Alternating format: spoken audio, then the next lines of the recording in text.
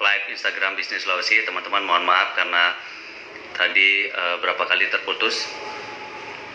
Oke, Mas Ridwan, sambil kita menunggu Bang Fahmin menunggu untuk kembali kembali bergabung bersama kita. Kembali saya sampaikan ini Mas Ridwan, data kemarin sebelum kita membicarakan untuk data perdagangan kita hari Senin. Nah, kalau kemarin indeks harga saham gabungan kita bergerak di zona merah ini, Mas Ridwan, atau mengalami penurunan, di mana indeks harga saham gabungan ditutup di level 6.122,495 poin. Itu mengalami penurunan sekitar 22,320 poin atau 0,36% dibandingkan dengan penutupan perdagangan hari Jumat pekan lalu yang berada di posisi 6.144,815 poin. Begitu juga dari volume pasar pada perdagangan kemarin sekitar 22,246 miliar lembar saham dengan nilai transaksi 11,577 triliun rupiah dan frekuensi pasar ada di angka 1.368.344 kali transaksi. Untuk hari ini nih seperti apa nih Mas Ridwan? Oke, kalau saya lihat ya Bli, dari perdagangan hari ini dari segi valuation transaction atau dari total transaksi secara keseluruhan, justru untuk transaksi per hari ini meningkat Bli dari dari hari kemarin. Cuman memang indeks bursa Indonesia saat ini masih mencetak pelemahan Bli.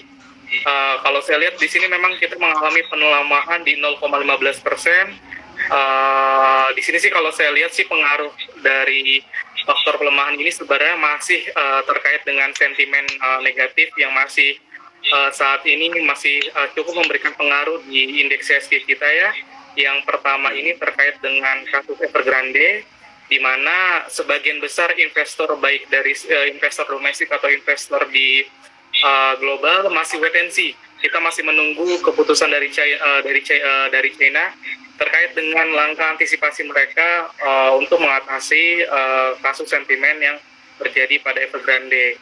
Terus yang kedua, mungkin dari sisi sektor pertambangan, Bli, kebetulan kita ada news positif di mana kita tahu bahwa China dan Eropa telah mengalami krisis energi, terutama dalam pasokan batu bara.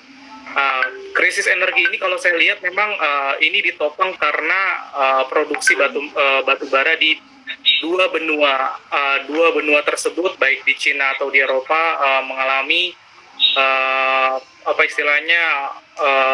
ketersediaan batu bara yang cukup menipis, sehingga memberikan efek kenaikan batu bara yang sangat signifikan, lebih dari 12% dalam kurang lebih 2 hingga 3 hari belakangan ini, Bli. Sehingga kalau kita lihat dari perdagangan hari ini, sektor yang paling banyak transaksinya ini di sektor batu bara, Bli.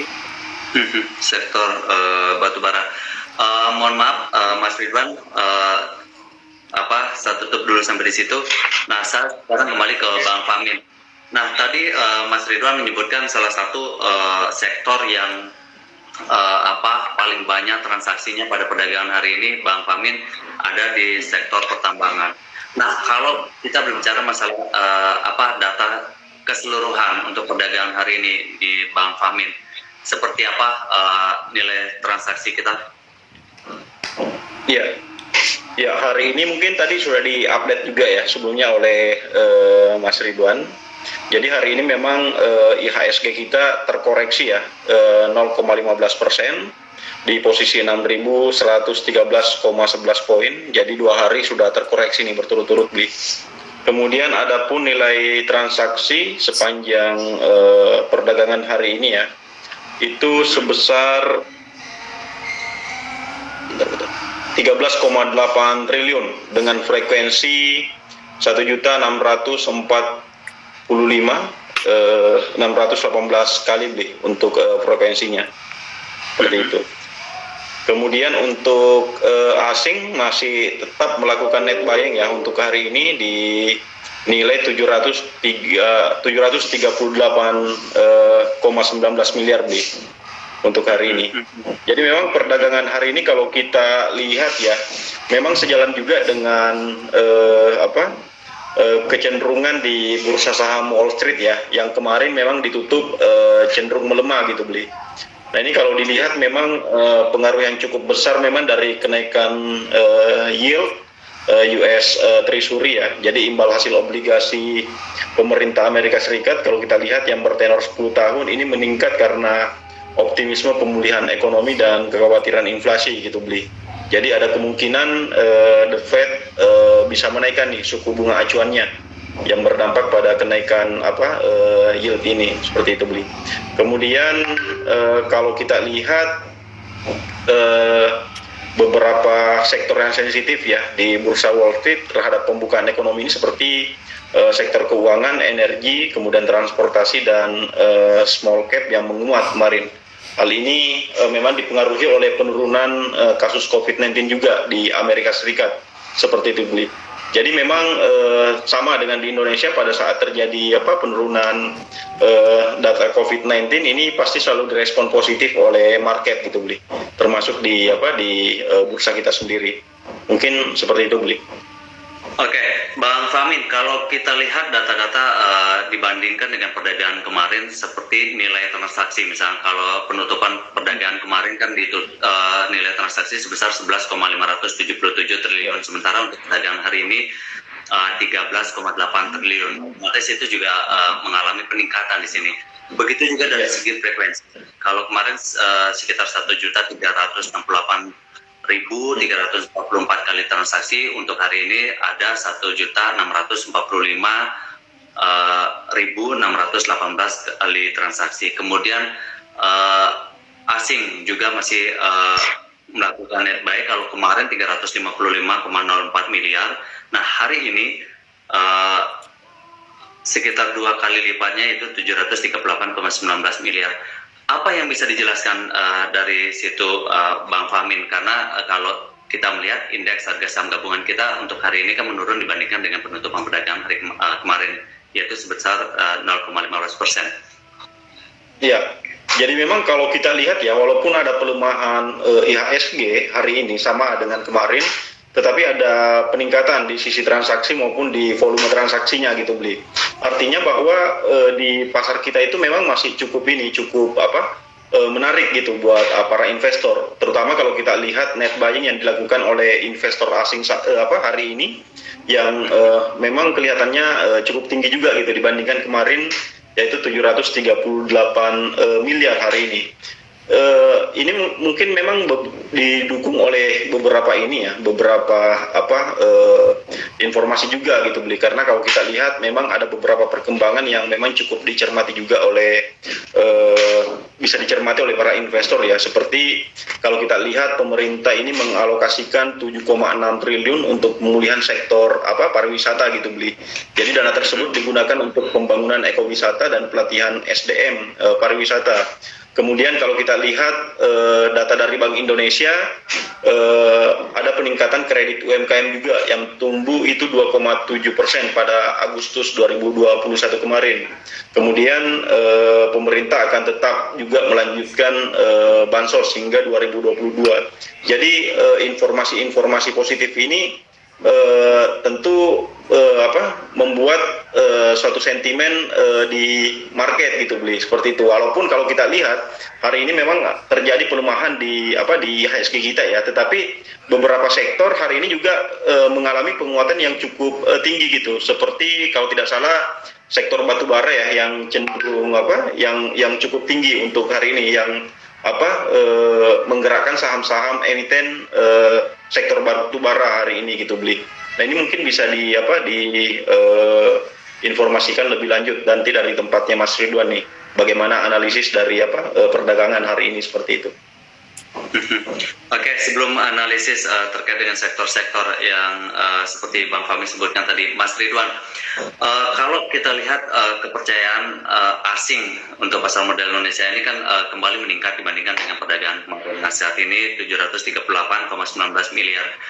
Nah, kalau kita bisa cermati atau bisa kita amati secara detail itu Mas Ridwan, sektor-sektor apa saja yang notabene banyak dibeli oleh asing untuk hari ini?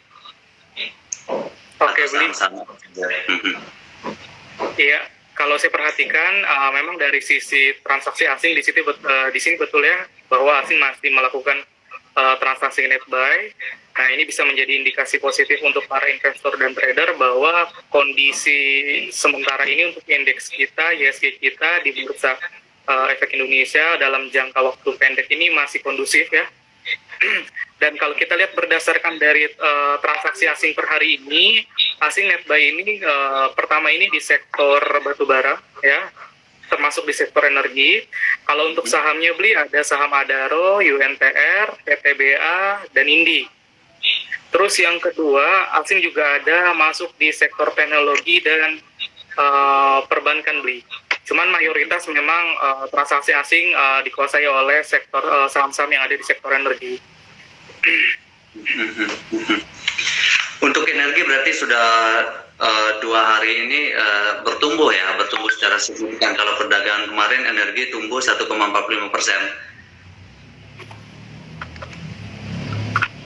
Ya, betul beli.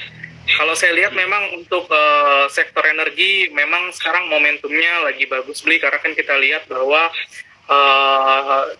kita tahu bahwa news yang ada di news yang ada di sektor energi ini kan yang pertama itu terkait dengan persediaan batu bara yang sangat menipis baik di China atau di Europe. Terus yang kedua, seiring dengan pemulihan ekonomi beli, biasanya memang salah satu faktornya adalah peningkatan permintaan komoditas. Jadi di saat yang sama pemulihan kita sedang bergerak maju, terus yang kedua persediaan menipis, inilah yang menopang kenapa harga batu bara dan minyak naik tinggi seperti itu. Oke. Tadi Bang Famin menyebutkan ada beberapa indikator atau sentimen positif yang dikeluarkan atau oleh pemerintah Indonesia, diantaranya melanjutkan kembali bantuan sosial hingga 2022. Kemudian UMKM juga ada diperkuat kembali. Kemudian ada kucuran dana untuk pemulihan ekonomi terutama di sektor pariwisata untuk pengembangan SDM dan juga ekowisata di situ. Nah, kalau misalnya kita lihat sentimen positif dari dalam negeri, kemudian ada sentimen juga yang bisa dikatakan negatif dari China terkait dengan Evergrande tadi. Kira-kira seperti apa pergerakan indeks harga saham gabungan kita untuk esok hari ini, Mas Ridwan? Oke. Kalau saya lihat memang selain lihat dari perkembangan indeks IHSG kita per hari ini, memang perlu kita lihat juga perkembangan indeks bursa saham di regional beli. Nah, kalau saya lihat di Asia itu memang sebagian besar indeks bursa saham di regional itu mengalami penurunan juga beli, bahkan lebih dalam daripada di Indonesia ya. Jadi kalau saya boleh prediksi untuk besok kemungkinan kita masih ada potensi pelemahan, mungkin cenderungnya mix beli ya. Mix karena yang pertama tetap kita masih wait and see terkait dengan keputusan pemerintah China terkait dengan antisipasi mereka untuk Evergrande. Terus yang kedua, kita juga masih memperhatikan US Treasury yield yang lagi naik. Ini kan juga menjadi sentimen negatif untuk domestik. Dan yang ketiga, memang yang menjadi faktor penguatan yaitu tetap di sektor energi beli. Yang kita lihat bahwa persediaan batu bara dan minyak saat ini kan di dunia ini lagi menipis, terutama di China dan Europe, sedangkan permintaan sedang naik. Jadi kemungkinan besar potensi pelemahan di hari besok itu memungkinkan masih bisa melemahkan, tapi tidak penurunan ini masih bisa terbatas karena memang sebagian juga kita masih ada sentimen positif di dalam negeri. Seperti itu, Bli.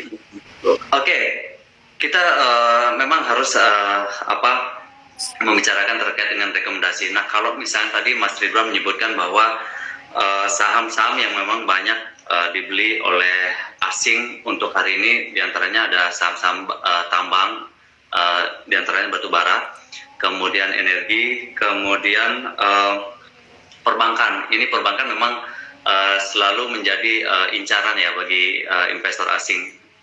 Nah, kira-kira selain itu ada nggak saham-saham atau sektor yang memang menarik untuk dicermati untuk perdagangan esok hari? Oke, kalau saya perhatikan terkait dengan perdagangan di hari ini ya Bli, Mungkin kalau untuk sektor batu bara, kita lihat bahwa memang kenaikannya ini sudah sangat tinggi. Jadi untuk para trader, kalau ingin memanfaatkan momentum, mungkin buy on weakness saja. Kita tunggu koreksinya batu bara. Karena memang kalau lihat dari kenaikan yang sangat tinggi hari ini, sudah potensi untuk rawan profit taking beli untuk besok. Nah, cuman yang saya lihat selain dari batu bara, mungkin yang bisa diperhatikan oleh para trader ini ada dari sektor komoditas minyak, beli Medco dan Elsa ini kalau saya perhatikan secara teknikal, ini dia sudah break sideways, terutama untuk Medco. Jadi untuk para trader kalau memanfaatkan momentum kenaikan komoditas, bisa perhatikan untuk salah satunya di saham minyak yaitu Medco. Yang kedua juga saya lihat ada di saham komoditas CPO beli atau kelapa sawit. Nah, kalau saya perhatikan di sini yang sudah melewati dari fase sideways, di sini ada LSIP sama Ali. Cuman di sini kan Ali sudah naik tinggi ya. Jadi kalau untuk para trader untuk memanfaatkan momentum kenaikan CPO, kebetulan CPO juga masih naik beli, dan memang trennya ini juga masih, kalau kita lihat dari harga CPO dunia, trennya juga masih naik. Jadi untuk para trader bisa memanfaatkan saham-saham kelapa sawit atau CPO yang memang belum naik tinggi, salah satunya LSIP, seperti itu. Oke, kembali ini ke Bang Famin. Bang, kalau kita melihat dalam 2 hari, kalau perdagangan pekan lalu hari Selasa itu kan indeks harga saham gabungan kita sudah mulai naik, walaupun di hari Seninnya itu berada di zona merah. Nah, sementara untuk pekan ini hari Selasa masih di zona merah dan kemungkinan esok hari juga diperkirakan masih akan menurun walaupun tidak terlalu signifikan. Nah, tadi juga Mas Ridwan menyebutkan ada beberapa saham-saham yang memang layak untuk dicermati selain perbankan yang memang menarik dari beberapa pekan perbincangan kita. Nah, saat ini ada sektor minyak, kemudian ada kelapa sawit juga yang memang menarik untuk dicermati, terutama yang belum mengalami kenaikan yang sangat tinggi, begitu ya Mas Ridwan ya. Nah, untuk hal-hal seperti ini yang notabene memang harus dicermati oleh trader kita atau investor kita, apa bayangan yang bisa diberikan kepada mereka agar mereka betul-betul bisa memanfaatkan momen ini, Bang Famin? Iya, saya rasa apa yang disampaikan oleh Mas Ridwan ya mengenai beberapa sektor, kemudian ada beberapa saham juga yang sudah disampaikan tadi yang sudah menjadi rekomendasi ya buat para investornya Panin Sekuritas nih. Saya rasa buat para investor ya tetap harus melihat secara jauh juga ya mengenai fundamental dari setiap emiten tersebut gitu. Apalagi kalau preferensi investasi mereka sebagai investor di pasar modal gitu. Dan ini yang mungkin yang perlu menjadi perhatian juga, jangan sampai rekomendasi yang disampaikan oleh Mas Ridwan tadi adalah rekomendasi untuk trading, tetapi ternyata kebutuhan oleh si investornya tersebut adalah untuk jangka panjang gitu, kemudian tidak diperhatikan lagi. Nah, itu yang mungkin menjadi sesuatu hal yang bisa berdampak buruk juga buat para investor apabila tidak mencermati hal-hal yang seperti itu. Jadi setiap informasi saya rasa kita harus melihat secara keseluruhan gitu, beli. Jangan sampai tadi melihat Mas Ridwan memberikan beberapa contoh rekomendasi ya seperti Elsa dan Adaro kalau nggak salah ya.